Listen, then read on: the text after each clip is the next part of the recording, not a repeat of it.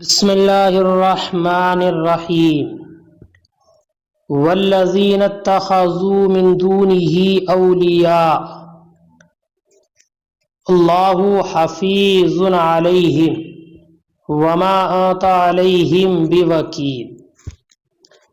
اور وہ لوگ جنہوں نے بنایا اللہ کے علاوہ کو دوست، اللہ کے علاوہ بتوں کو دوست اور کارساز بنایا، اللہ حفیظ علیہم، اللہ ان پر خوب نگہبان ہے، وما انت علیہم بوکیل، اور تم ان کے ذمہ دار نہیں۔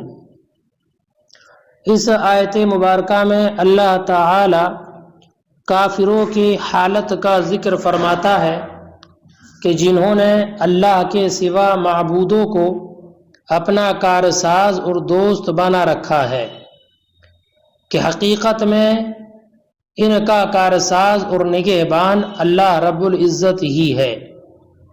اور دنیا میں اللہ تعالی نے مشرکین کو جو مہلت دی ہے، تو اس مہلت دینے سے ہرگز یہ نہ سمجھو کہ یہ کافر ہمیشہ ہمیشہ کے لیے بچ گئے ہیں۔ ان کے سب اعمال و احوال اللہ رب العزت کے یہاں پر محفوظ ہیں، لکھے ہوئے ہیں، جو وقت آنے پر کھول دیے جائیں گے اور ان سے اس کا حساب و کتاب ہوگا۔ اور اے محبوب صلی اللہ علیہ وسلم، آپ ان کو دعوت و تبلیغ کرتے ہیں اور یہ آپ کی بات کا انکار کرتے ہیں، اس پر عمل نہیں کرتے، تو آپ اس فکر میں نہ رہیں کہ یہ لوگ انکار کیوں کرتے ہیں اور آپ کی بات کو کیوں نہیں مانتے۔ اور جب یہ بار بار آپ کی بات کا انکار کرتے ہیں تو آپ یہ بھی نہ سوچیں کہ انکار کی وجہ سے ان کو عذاب کیوں نہیں آتا اور یہ لوگ تباہ کیوں نہیں ہو جاتے۔ آپ ان تمام باتوں کے ذمہ دار نہیں ہیں، آپ کا کام صرف دعوت و تبلیغ کرنا ہے، اور آپ کی ذمہ داری پیغام حق کو پہنچا دینا ہے۔ اگر یہ انکار کرتے ہیں اور بات نہیں مانتے تو اس پر آپ پر کچھ نہیں، یہ ہمارا کام ہے، اور وقت آنے پر ہم ان سب سے حساب لیں گے اور انہیں ان کی سزا اور عذاب دیں گے، اور اس کے بدلے میں انہیں جہنم میں داخل کریں گے۔ والذین اتخذوا من دونہ اولیاء، اور وہ لوگ جنہوں نے اللہ کو چھوڑ کر بتوں کو دوست بنا رکھا ہے، اے الاسنام، اللہ حفیظ محسن علیہم، اللہ رب العزت ان پر خوب نگہبان ہے۔ محسن یعنی حافظ ہے ان کے اعمال کا، ان کو محفوظ رکھنے والا ہے، لیجازیہم، تاکہ انہیں اس کی جزا دے۔ وما انت علیہم بوکیل، اور آپ ان کے ذمہ دار نہیں، تو حصل المطلوب منہم، کہ ان سے مقصود کو حاصل کریں۔ ما علیک الا البلاغ، آپ پر نہیں ہے مگر احکام خداوندی کا ان تک پہنچا دینا۔ صرف آپ کی ذمہ داری یہ ہے کہ جو احکام اللہ تعالی کی جانب سے آپ پر نازل کیے جاتے ہیں، آپ ان کو ان تک پہنچا دیں۔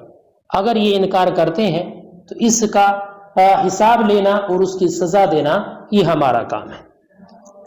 وَكَذَلِكَ اے مثل ذَلِكَ الْإِيحَاء، اور ایسے ہی یعنی اس وحی کے نازل کرنے کے مثل، اوحینا الیک قرآنا عربیا، ایسے ہی ہم نے آپ کی طرف قرآن کو عربی زبان میں نازل کیا، عربی زبان میں وحی کی قرآن کی، تاکہ آپ مکہ والوں کو اور مکہ کے ارد گرد جو لوگ ہیں ان کو ڈرا۔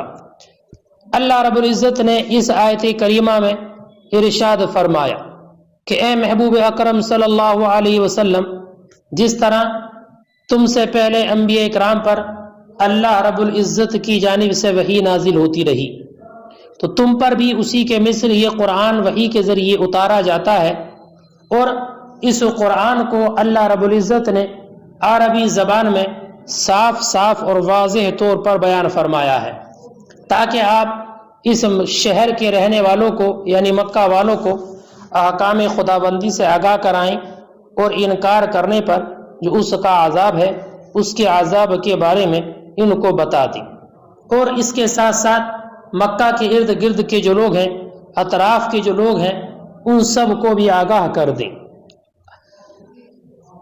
اس سے مراد حولہا سے مراد ارد گرد ہی نہیں بلکہ تمام دنیا کے وہ لوگ مراد ہیں، مراد مشرق و مغرب، ہر سمت کے لوگ مراد ہیں، ہر سمت کے لوگ، اس لیے کہ نبی اکرم صلی اللہ علیہ وسلم صرف مکہ مکرمہ اور ارد گرد کے لوگوں کا نبی بنا کر نہیں بھیجا گیا، بلکہ آپ کو تو تمام روئے زمین کا ہی نہیں بلکہ اعلی آسمان کا بھی نبی بنا کر بھیجا گیا۔ اس لیے حولہا سے مراد مشرق و مغرب اور تمام جانب کے، تمام اطراف کے، پوری دنیا کے لوگ مراد ہیں، کہ آپ مکہ والوں کو اور روئے زمین پر جتنے بھی ہیں ان سب کو اس کے بارے میں بتائیں، ان سب کو اللہ کا ڈر سنائیں۔ مکہ مکرمہ کو ام القریٰ کہا گیا۔ ام القریٰ کہنے کی وجہ یہ ہے کہ یہ شہر تمام شہروں میں افضل شہر ہے، افضل شہر ہے۔ اس پر بہت سارے دلائل موجود ہیں۔ ترمذی میں اور ابن ماجہ میں ایک حدیث ہے جس کے راوی حضرت عبداللہ بن عدی ہیں، وہ فرماتے ہیں کہ میں نے نبی اکرم صلی اللہ علیہ وسلم کی زبان مبارک سے یہ سنا کہ آپ مکہ شریف کے بازار خزروع میں کھڑے ہوئے یہ ارشاد فرما رہے تھے کہ اے مکہ، آپ یہ ارشاد فرما رہے تھے اے مکہ، قسم ہے اللہ کی کہ ساری زمین میں اللہ کے نزدیک زیادہ محفوظ اور زیادہ افضل ہے۔ اگر میں تجھ سے نکالا نہ جاتا تو قسم ہے اللہ کی کہ ہرگز میں اس جگہ سے نہ جاتا اور اس جگہ کو نہ چھوڑتا۔ تو اس سے مکہ مکرمہ کے افضل ہونے کو اور اس کی فضیلت کے بارے میں پتہ چلتا ہے۔ اللہ رب العزت نے فرمایا کہ ہم آپ پر قرآن کو عربی زبان میں نازل کرتے ہیں تاکہ مکہ والوں کو اور تمام روئے زمین کے لوگوں کو آپ ڈر سنائیں۔ وَتُنذِرَ يَوْمَ الْجَمْعِ اور ڈرائیں اس دن سے جس دن جمع ہوں گے۔ یوم الجمع سے مراد قیامت کا دن ہے کہ اس میں تمام مخلوق کو جمع کیا جائے گا، کہ آپ اس دن سے ڈرائیں۔ لا ریب فیہ، جس میں کوئی شک نہیں ہے، کوئی شک و شبہ نہیں ہے۔ فریق فی الجنت و فریق فی السعیر، ایک گروہ اس دن جنت میں ہوگا اور ایک گروہ جہنم میں ہوگا، ایک گروہ جنت میں اور ایک گروہ دوزخ میں ہوگا۔ اس کے بارے میں نبی اکرم صلی اللہ علیہ وسلم سے ایک روایت ہے، مسند احمد میں ہے کہ نبی اکرم صلی اللہ علیہ وسلم اپنے صحابہ اکرام کے پاس ایک مرتبہ 2 کتابیں اپنے ہاتھوں میں لے کر تشریف لائے، اور صحابہ اکرام سے پوچھا جانتے ہو یہ کیا ہے؟ تو صحابہ اکرام کہتے ہیں ہم نے کہا یا رسول اللہ ہمیں تو خبر نہیں، آپ ہی فرمائیے۔ تو آپ نے اپنے داہنے ہاتھ کی کتاب کی طرف اشارہ کر کے فرمایا کہ یہ اللہ رب العزت کی کتاب ہے جس میں جنتیوں کے نام ہیں ان کی بلدیت کے ساتھ اور ان کے قبیلے کے نام ہیں، اور آخر میں حساب کر کے اس پر میزان اور مہر لگا دی گئی ہے۔ اب ان میں نہ ایک کی بڑھ زیادتی ہوگی اور نہ کسی کی کمی۔ پھر آپ نے اپنے بائیں ہاتھ کی طرف اشارہ کر کے فرمایا یہ جہنمیوں کے نام ہیں اور ان کا رجسٹر ہے، ان کے نام اور ان کی بلدیت اس میں موجود ہے اور ان کے قوم سب اس میں لکھی ہوئی ہیں۔ پھر آخر میں میزان لگا دی گئی ہے، ان میں بھی کمی بیشی ناممکن ہے۔ صحابہ نے پوچھا پھر ہمیں عمل کرنے کی کیا ضرورت ہے جبکہ سب کچھ لکھا جا چکا ہے؟